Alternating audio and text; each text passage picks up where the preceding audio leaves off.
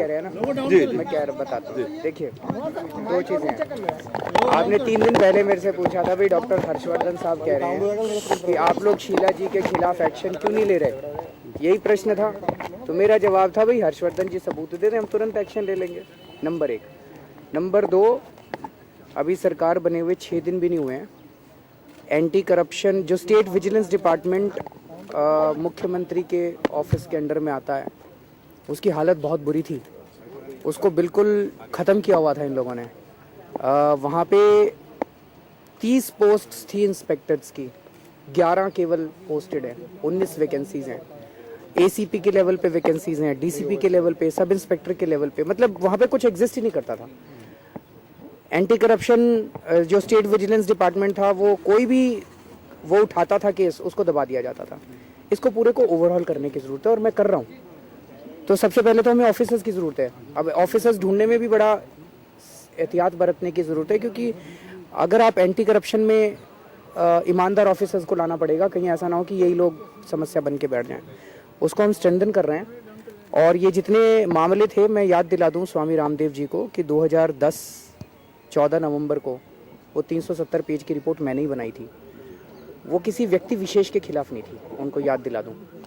वो कॉमनवेल्थ में हुए घोटालों की सबूत थे, उनकी सबकी जांच करेंगे हम। किसी सुनो तो सही, वो कैसे लिया उन्होंने, पता नहीं कैसे लिया उन्होंने। मैं उसमें किसी भी व्यक्ति विशेष का नाम नहीं लिखा हुआ। वो जो भी अलग अलग अखबारों में, आपको याद है जब कॉमनवेल्थ गेम्स हो रहे थे तो रोज फ्रंट पेज के ऊपर सारे अखबारों में घपलों के वो चलते थे, वो छपा करते थे। फिर वो सारी कटिंग्स लेके और वो सारा जितना भी पब्लिक डोमेन में मटेरियल आया था, मैंने वो रिपोर्ट बनाई थी। उसको सबको इस्तेमाल करेंगे हम, लेकिन उसको इस्तेमाल करके हम किसी अपनी एजेंसी को तो देंगे ना। अब एजेंसी एग्जिस्ट ही नहीं करती, एजेंसी में आदमी नहीं है, तो उसकी जांच कौन करेगा।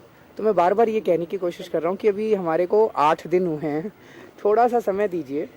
किसी को भी नहीं बख्शा जाएगा, मतलब भ्रष्टाचार से समझौते का सवाल ही नहीं उठता। अपनी जिंदगी दांव पे लगा दूंगा, लेकिन भ्रष्टाचार के साथ समझौता नहीं होने वाला। ये मैं आपको आश्वासन दे रहा हूँ।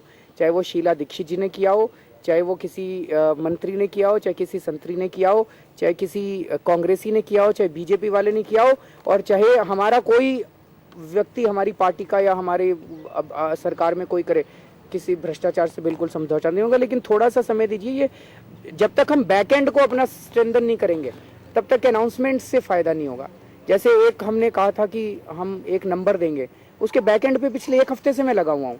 क्योंकि हमें, मान लीजिए मैंने आपको नंबर दे दिया, उसमें 1 दिन के अंदर 1000 फ़ोन आ गए और हमारी टीमें तैयार नहीं है, तो फिर 2 दिन बाद आप ही कहोगे कि जी ये तो इनकी हेल्पलाइन चलती नहीं है, ये तो बेकार है, ये तो दिखावा कर दिया। तो हम बैकएंड अपना तैयार कर रहे हैं। तो और ये पूरा एंटी करप्शन को ख़त्म किया हुआ था इन लोगों ने, उसको स्ट्रेंथन करने में थोड़ा सा टाइम लग रहा है।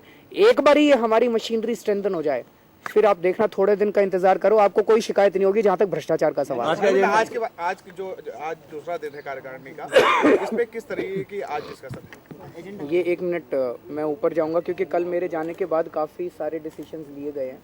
मैं ऊपर जाऊंगा तब भी मैं बता सकता हूं, लेकिन आपको सारी चीज़ें बताएंगे। लंच तक है शायद।